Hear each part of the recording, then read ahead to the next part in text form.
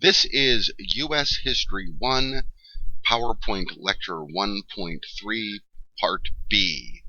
This is the continuation of the Prelude to the Revolution, and we pick up, as always, right where we left off.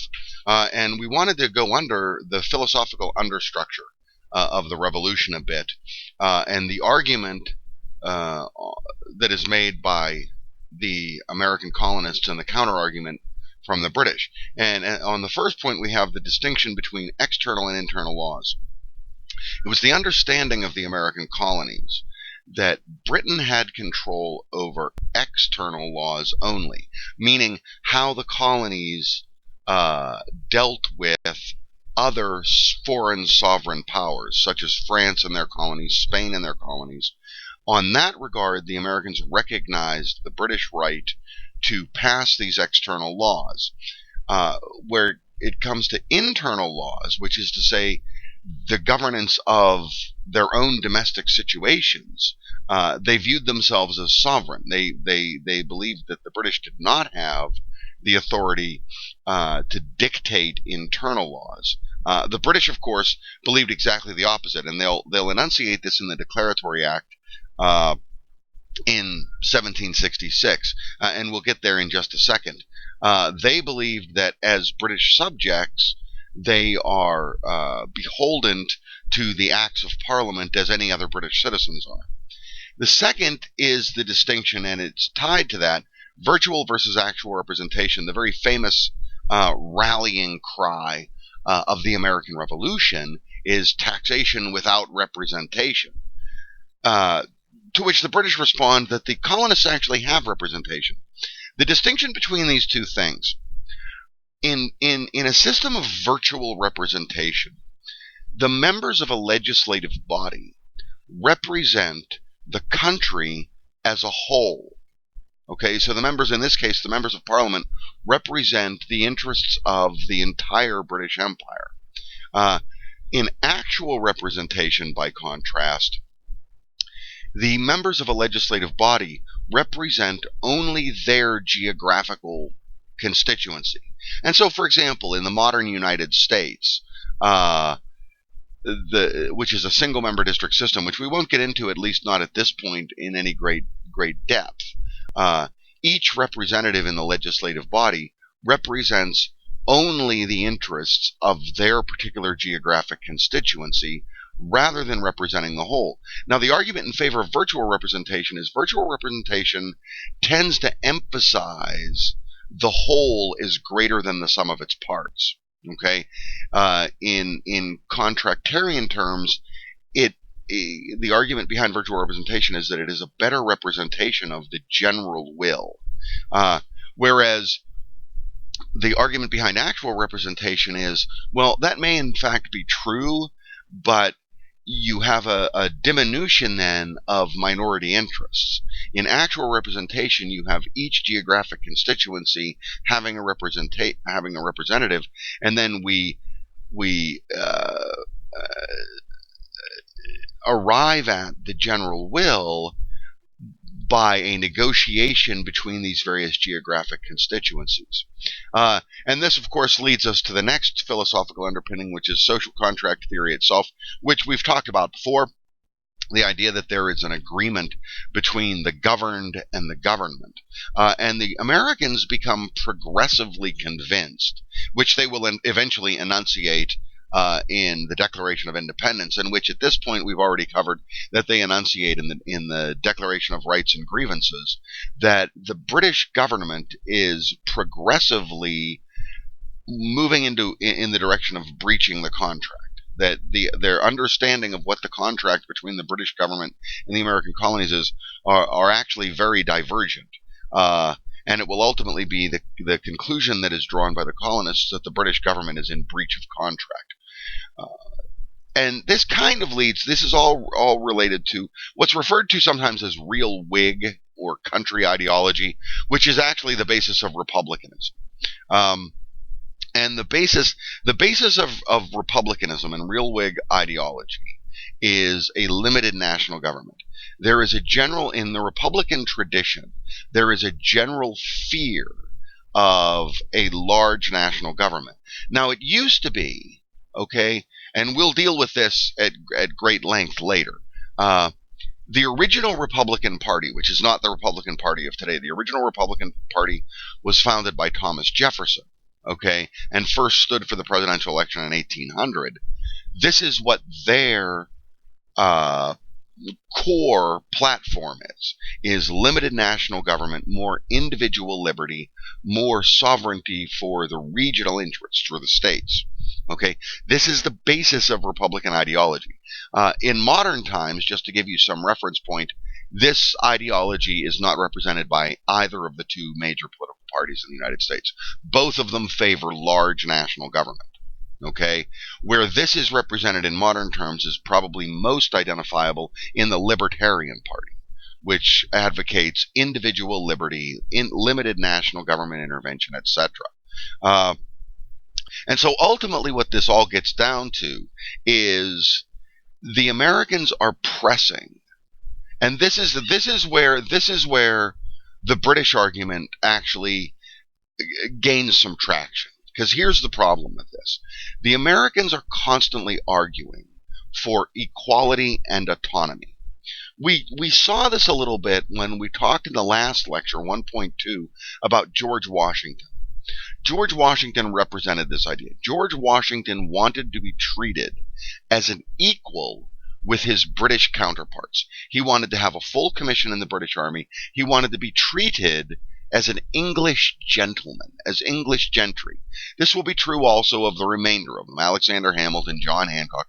They all want to be treated equally. However, they want to be treated equally, but they don't want to have to pay the same taxes that the remainder of the British Empire. The fact is, based on the virtual representation system that England had adopted, no geographic vicinity, no geographic constituency in the empire had a direct representative in Parliament. They all had a representative body that was Parliament itself that represented the interests of the empire as a whole. And so no one had that kind of voice. And so the Americans cry for equality, but they really only want the beneficial part of equality. Equality has another side to it. Okay? If you have equal rights, you also have equal responsibilities. And this ultimately then is the philosophical argument between the British and the Americans, which will culminate in the American Revolution. And what we'll have also, and we'll see them more and more and more, I mentioned them in the previous PowerPoint a little bit, is the rise of what we refer to as regulators. What we mean by this, and the regulators really are the Southern equivalent of a group such as the Sons of Liberty, which we talked about previously.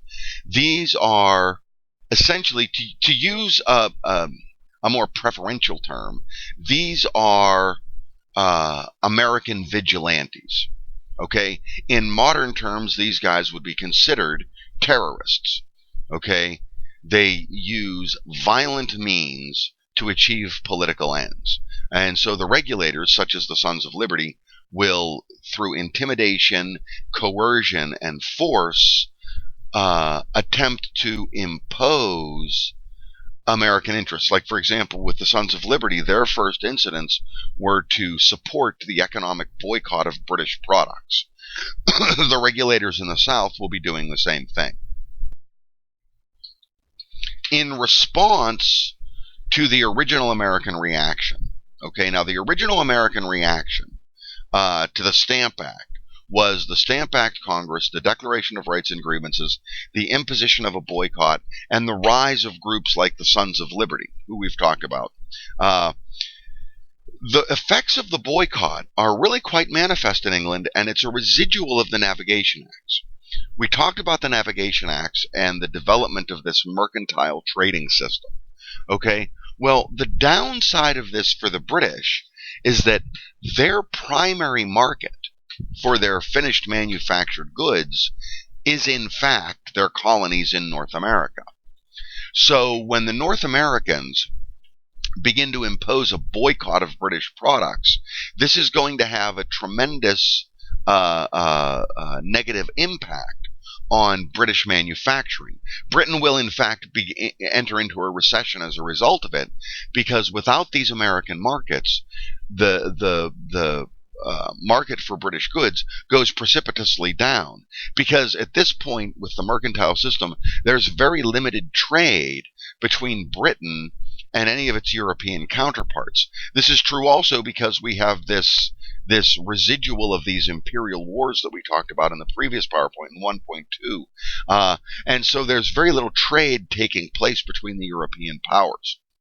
And as a result, when the boycott is imposed, it has a tremendous detrimental effect on British manufacturing. The response for Britain is going to be to reorganize their trade relationships. What they'll start to do is seek trade deals with their former European rivals.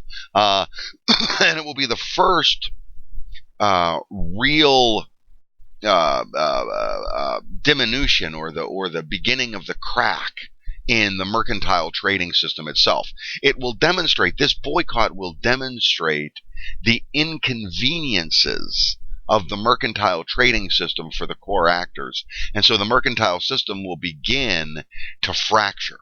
And the mercantile system will be abandoned entirely in the 19th century. Officially, I guess it will be the institution of mercantilism will be finally killed. It will diminish from this point forward, from really the 1760s onward. But about 80 years later, in 1848, the British will pass the Corn Laws, which advocate free trade in agricultural and manufactured products.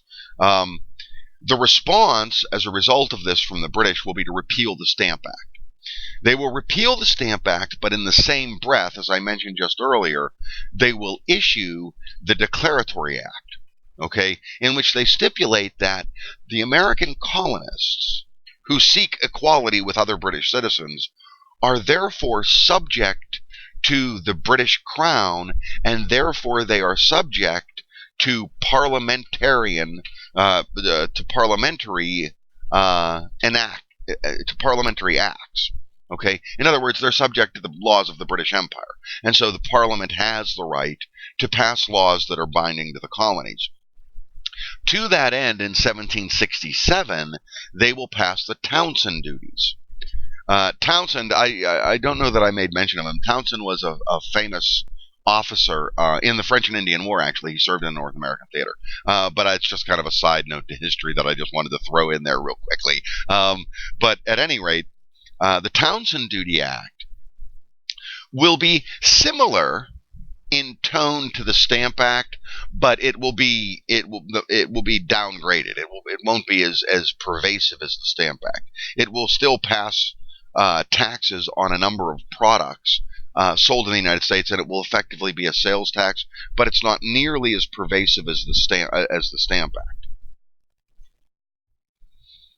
The American reaction now is going to be the imposition of the second economic boycott, and what will take place. A host of these. This is simply representative, is what we refer to as the Liberty Incident, and I made mention of this before. John Hancock, one of the great American patriots and heroes known to history, made most of his money by being a smuggler. He was an outlaw. He violated the Navigation Acts. The Liberty was a ship that was owned by Hancock. Now, it was owned by Hancock and entirely staffed. The entire crew were Americans, which is in and of itself a violation of the Navigation Acts. The British seized the Liberty, charging that it is engaged in smuggling. They seize the Liberty and find it chocked full of products listed in the Enumeration Acts, on which Hancock was not paying taxes, and which were in many cases prohibited to the American colonies. And so, in point of fact, Hancock was guilty as sin. Okay? Now, here's the problem that the British do. This is what's going to create this problem. And it's a problem,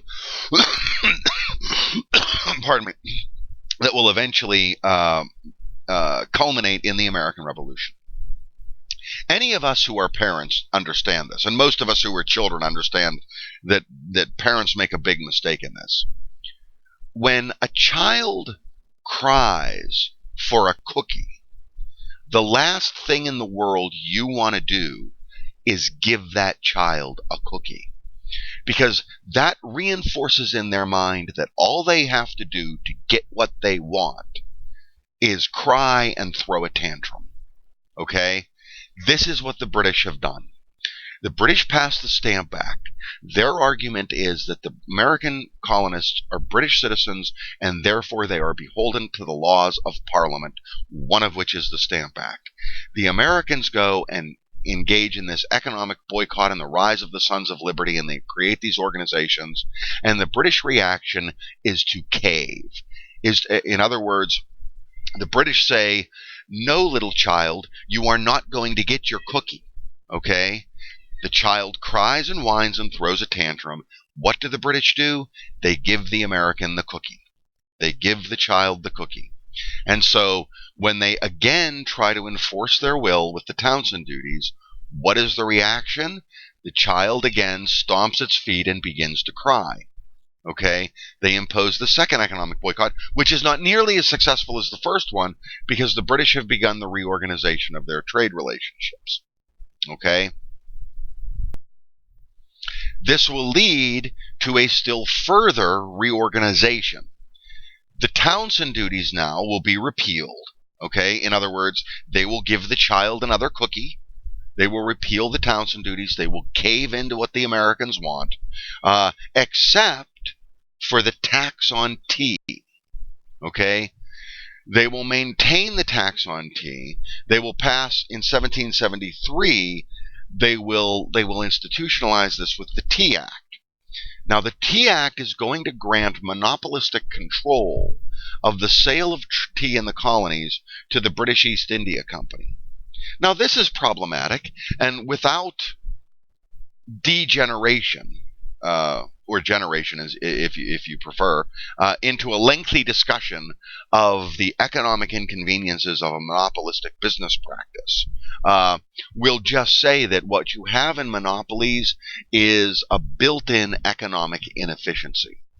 Typically in monopolies, the price of the product is artificially high. The price of the product is higher than it would be under purely competitive conditions. Okay? And so, in addition to this, they are going to grant oligopolistic control of the importation of tea. Now, what we mean by oligopoly, we've defined monopoly before. Monopoly is one producer. An oligopoly is where the market is controlled by only a few interests. In modern terms, the definition of monopoly, according to the Security and Exchange Commission of the United States, an oligopoly exists if fewer than four, meaning three or less, companies control over 60% of the market. Okay? In this case, it will be a few colonial interests that will control the tea trade. And these will literally be seen, particularly by groups like the Sons of Liberty, as puppets of the British government. The response to this will be rioting in Boston. Now, the rioting in Boston, we want to go through this just a little bit, because it's not simply as a result of the Tea Act. You see that the Boston Massacre predates the Tea Act. The Boston Massacre erupts as a result of the Townshend Duty Acts, the rising tensions between the American colonists and the British. And we want to kind of keep as a subtext to this. We want to remember as a subtext that really after 1763, tensions continually rise between the American colonists and the British. Okay, which is not an entirely true statement. It's not universal. For example, we don't see this kind of agitation in the southern colonies. We don't see this kind of agitation in the middle colonies. Where this agitation takes place is in New England. Now, we want to hearken back to what we've talked about previously. Under the mercantile trading system, institutionalized by the Navigation Acts, under the mercantile trading system, the southern colonies, by the time of the American Revolution, actually had a positive balance of trade. They were actually making a profit in their trade relationship with England. The middle colonies were about breaking even. The New England colonies had no cash crops to trade with England, no primary products. They were prohibited from developing manufactured industry. Okay, and so they were the ones that were screwed. And so it's not surprising to us that this instigation and this agitation has as its epicenter is taking place in New England, most specifically the capital of New England, Boston, the largest city in New England. Okay, now the Boston Massacre incident takes place as a result of the Townshend duties and as a result of some of the previous, okay, the passage of the Stamp Act, etc., the philosophical foundation. All of this leads to the agitation. This is tipped over the edge by something we talked about earlier. One of the things that the British instituted after 1763 was a standing army, a permanent army in the colonies. Okay? The problem with this, and I mentioned it at the time, was that with the standing army there, when a standing army is not engaged in conflict, what do they do? Okay? One of the things they do is to make extra money, the soldiers get themselves jobs. Okay? And what you want to get the impression of is this is just kind of one more straw on the camel's back. Relations between the colonists and the English are already tremendously strained. Okay? So this is, in and of itself, this is not sufficient cause for rioting. It is simply one more incident that is going to exacerbate the tensions between the colonists and the English. Okay, and what's happening is the British soldiers stationed in Massachusetts, more specifically in Boston, are taking the jobs that could be given to American colonists. Okay, and so the American colonists are facing rising unemployment. And so that's part of, it's not the only reason, but it's kind of the last straw on the camel's back that leads to the rioting in Boston. Okay?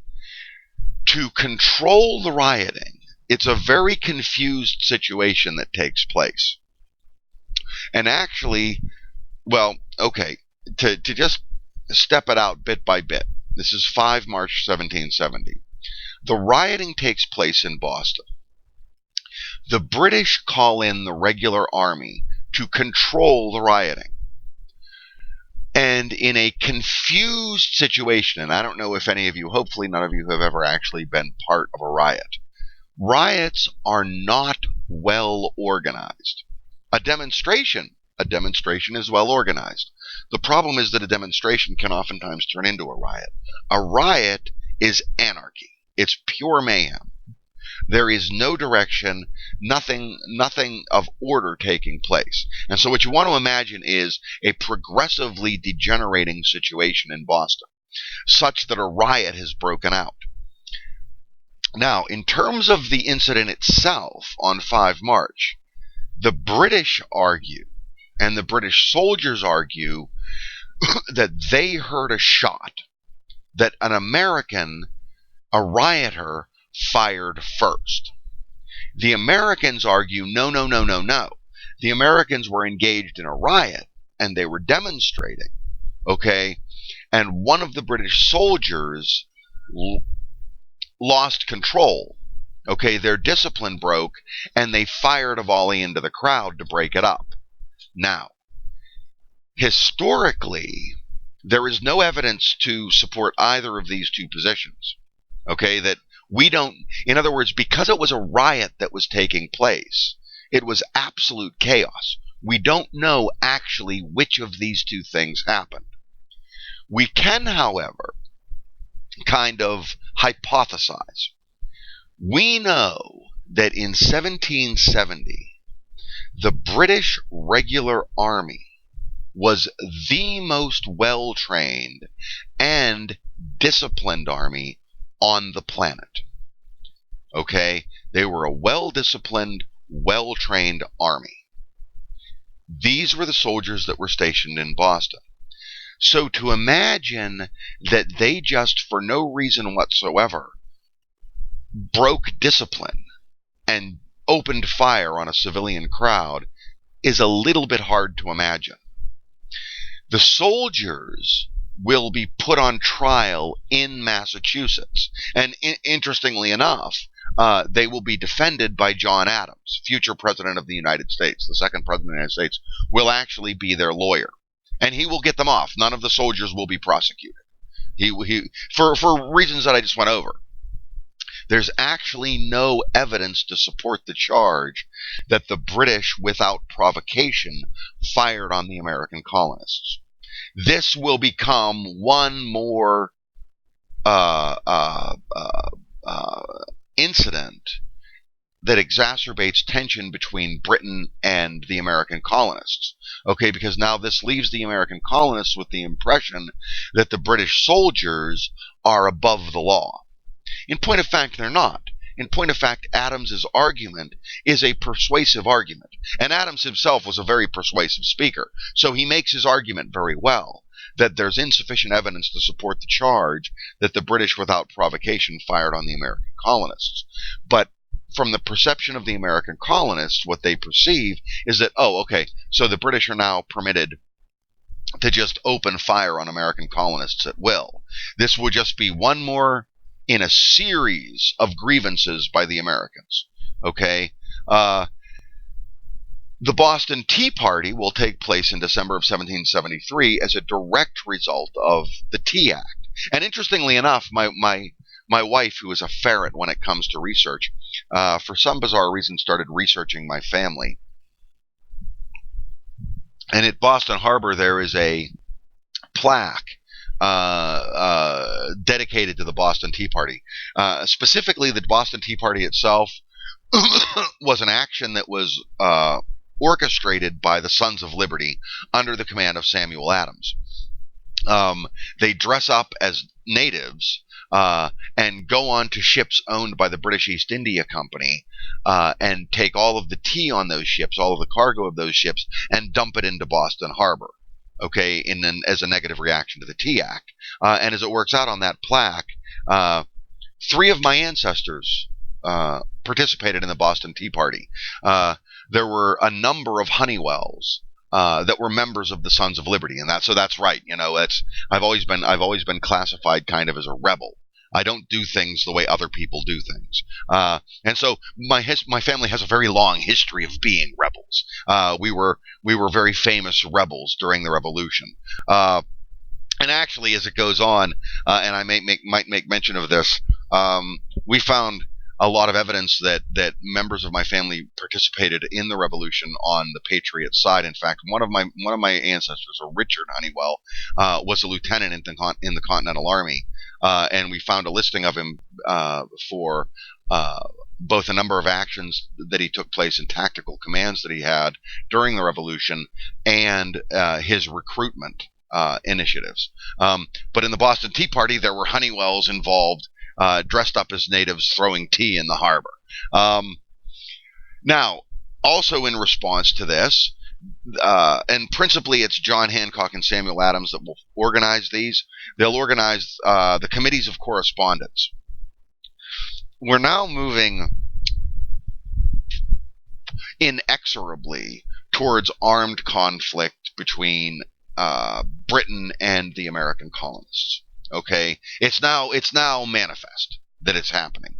In order to successfully do this, and in order to try to make the various economic sanctions that the American colonists are trying to impose with the British, in order to make them more effective, it is absolutely essential that the American colonists be able to coordinate their action.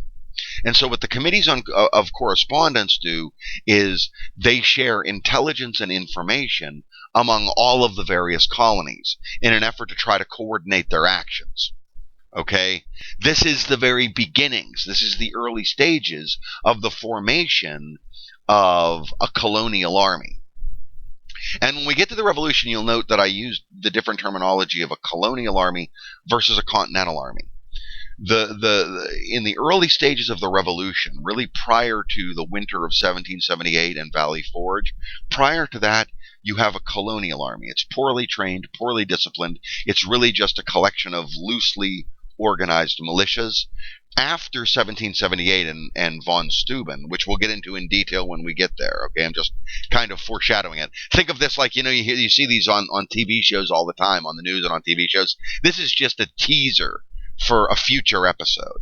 Okay, that von Steuben, a Prussian officer, a soldier of fortune, will actually train the colonial army at Valley Forge and turn it into the Continental Army. Okay, so this is the very beginnings of that, this formation of the Committees of Correspondence. And it's led by the Sons of Liberty. It's led by Sam Adams. Now, finally, in response to this, okay, the British will try their final reorganization. And I'm going to once again use this metaphor of the child crying for a cookie and throwing a temper tantrum. Okay, in each situation, we see the passage of the Proclamation Act, the passage of the Stamp Act. We see the American reaction. We see the child stomping its feet, crying, and throwing a temper tantrum. What do the British do? They give the child the cookie. Okay, then the British try to do something else. The British respond. The American colonists respond again by throwing a temper tantrum. They give them another cookie. Okay, and this has gone on. Now, after the incidents in Boston, okay, which represent yet another temper tantrum from the child of the American colonists, the British have had enough. Okay, and this goes on with parents all the time. They give in, they give in, they give in. The child becomes progressively temperamental, progressively throws tantrums, and finally the parent sees no other option than slapping the kid across the face. Okay, and so the British in 1774, as a direct result of the Boston Tea Party, are going to give the kid the back of its hand. Okay, I'm going to give you the back of me hand. Bam. Okay, and they pass the Intolerable Acts, the Coercive Acts, in 1774. These are the most strict and the most heavy-handed, and this is the final straw. This is the end, as far as at least the New England colonies are concerned. They'll pass the Boston Port Act, which closes Boston Port to any trade until the colonists compensate the British East India Company for the tea that was destroyed in the Boston Tea Party. They will then pass the Administration of Justice Act. The Administration of Justice Act stipulates that any British agents charged with a crime in the colonies can only be tried in Britain by a jury of British citizens. Okay, which of course, and it's interesting because a few years back, this is in modern terms, maybe 4 or 5 years ago, the Americans passed a very similar law in terms of their agents and agencies in Afghanistan and Iraq, that they could only be tried in the United States. This was actually after the famous incident in Afghanistan of the U.S. soldiers burning the Korans. Okay, the Afghan government wanted to try them there in Afghanistan, and the American government said, oh, no, they can only be tried in the United States. And sure enough, none of the soldiers that did that were held accountable for anything. Very similar situation. This will, of course, leave the Americans with the idea that what their impression was after the Boston Massacre was that the British are allowed to reign supreme and do what they like. This will simply reinforce that idea. The final act of the Coercive Acts will be the Massachusetts Government Act, okay, which will get rid of the colonial charter of Massachusetts. The king will appoint a governor of Massachusetts and dissolve the Massachusetts Assembly. Effectively, what the Massachusetts Government Act is going to do, it doesn't do it in explicit terms, but effectively what it's going to do is place Boston under martial law. Okay.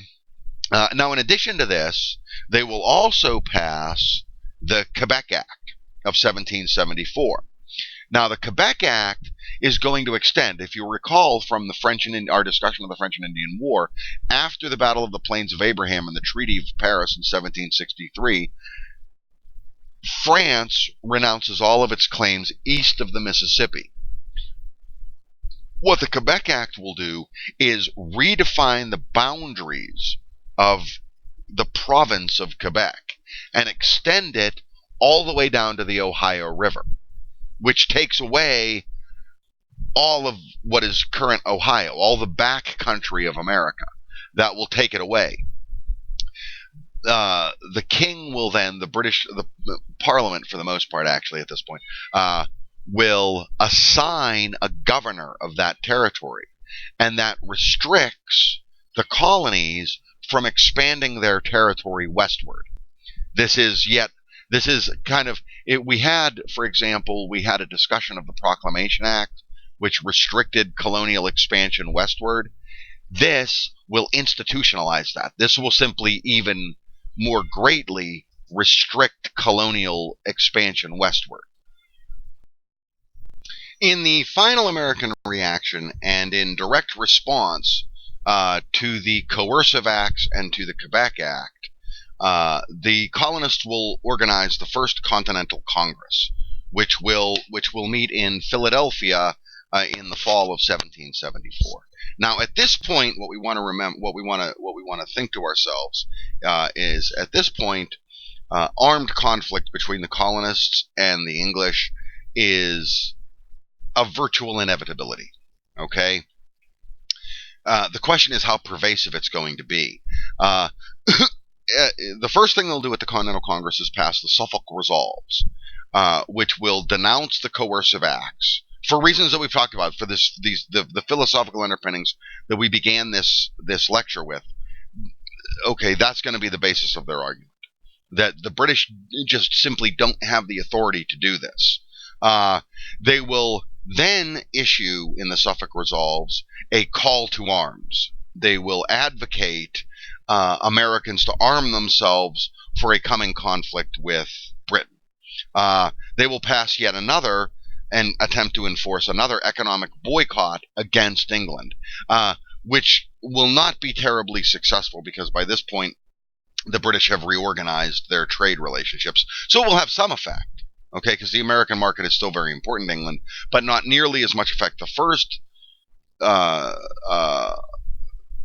series of boycotts in response to the Stamp Act back in 1765 and 1766 was the most effective of the economic boycotts.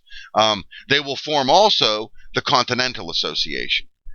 This will be the second attempt. Remember, we talked at some length about the Albany Conference, if you'll recall. The Albany Conference was the first attempt for the colonies to kind of coordinate their actions and organize themselves into one cohesive body. The Continental Association will take this one step further. Okay, it will form a confederacy between the Chesapeake colonies, whose primary product was tobacco, the Southern colonies, whose primary product was rice and indigo, and the New England colonies, which had no primary product. I keep emphasizing this point, and it's going to be important to us when we get to the Revolution, and it's going to be important after the Revolution as well.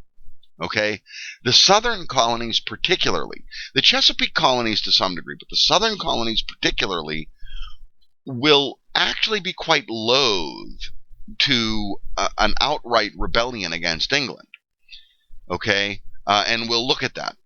Now, ultimately, one of the things that we're seeing here, both between the British and the Americans, but within the American colonies themselves, is a kind of a pervasive theme in the study of international relations. One of the things that we note in international relations is that just prior to a conflict erupting, an armed conflict erupting, you see a polarization of interests. Okay, the interests of the colonies and the interests of Great Britain progressively, what we've seen in this lecture and in the previous lecture, in the Prelude to the Revolution, we see these interests grow further and further apart from each other. Okay, to the point that you ultimately have irreconcilable differences. This is very typical of every conflict. If you look at any conflict, we'll look at this when we get to the Civil War as well, the war between the states. That the interests of the southern colonies, what become the Confederate States and the American government, become further and further apart. Such is the case here too. Now, within the American colonies, this polarization is going to be mirrored within the American colonies.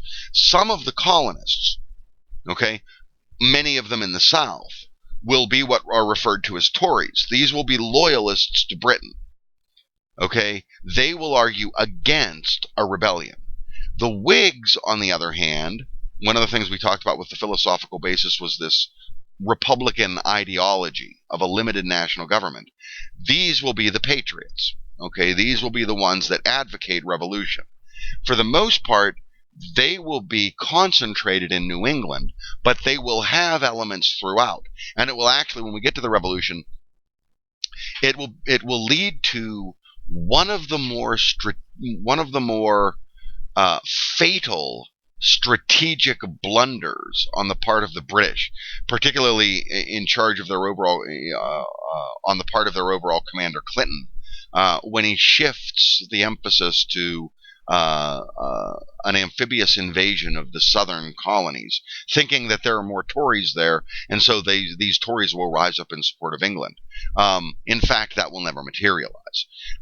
So you have this polarization within America between the Tories, who want to remain loyal to England and settle their differences through negotiation, and the Whigs, who have had enough of negotiations. Negotiations have gone nowhere. There is no choice now but armed conflict. These will be represented and then encapsulated and institutionalized in the Committee of Safety, which is under the direction of John Hancock, and the Continental Association attempts to coordinate action among the colonies. The Committee of Safety will be antecedent to that, will support that in terms of the organization of an armed resistance and the formation of colonial militias that will coordinate and organize their actions together against Britain in what is now the coming conflict. The final British action on this is going to be the passage of the conciliatory proposition, okay, which calls for the repeal of all prior taxes, including all the Townshend duties, including the Tea Act, everything, in exchange for voluntary contributions by the colonies to the financial well-being of the empire. Okay? In other words, you know what? We're done. We're not going to play this game anymore. It's the final giving in of the parent to the child. We're not going to do anything anymore. There will be no discipline amongst you. Okay? All we ask is that you contribute something to the empire. The American colonists absolutely reject it. They refuse it. The Continental Congress will reject it outright. Okay? At this point, there is no choice. This will lead, ultimately, to the move on Lexington and Concord, which begins the American Revolution in April of 1775. The British contingent at Boston, which is now going to be reinforced, they're sending troops to Boston, is going to sally forth from Boston and move on the towns to the west of Lexington and Concord, because they have received intelligence. The British have received intelligence at this point, and this is the spring of 1775. They have received intelligence that the Americans have been stockpiling arms in Lexington and Concord, and that Samuel Adams, who is wanted as a criminal for being the head of the Sons of Liberty, and John Hancock, also wanted as a criminal, are in Lexington and Concord. And so the British will march out. They have two objectives: capture the American supply of arms, capture Adams and Hancock. And for reasons that we'll get into when we start into our discussion of the revolution, they fail in both of these objectives. They fail because of the very famous uh, ride of Paul Revere, which what we're going to see when we, especially when we look at historyanimated.com and their discussion of Lexington and Concord, which actually is nothing like they tell you it is. Okay, Paul Revere actually doesn't really even participate in the famous ride of Paul Revere. He participates in a very minor way, principally because Paul Revere, in addition to being a silversmith and a great American patriot, was also a degenerate drunk. And at the time of the great ride of Paul Revere, he was so drunk he could barely even ride his horse. It was carried out by a number of people, most famous of which was William Dawes, but a number of people who warned Adams and Hancock and the Sons of Liberty and the Committee on Public Safety about the British advance on Lexington and Concord. And so the Americans were able to move the stockpile of arms, and Hancock and Adams were able to escape long before the British got there. And then the Americans will launch a series of harassment attacks on the British force that comes out, none of which are particularly decisive, but they slow the British advance on Lexington and Concord. And so, but, we'll deal with that when we get to the Revolution. That foreshadows the Revolution. And that concludes the PowerPoint lecture on the Prelude to the Revolution. That will conclude 1.3 Part B. And we'll join this again when we get to the Revolution itself.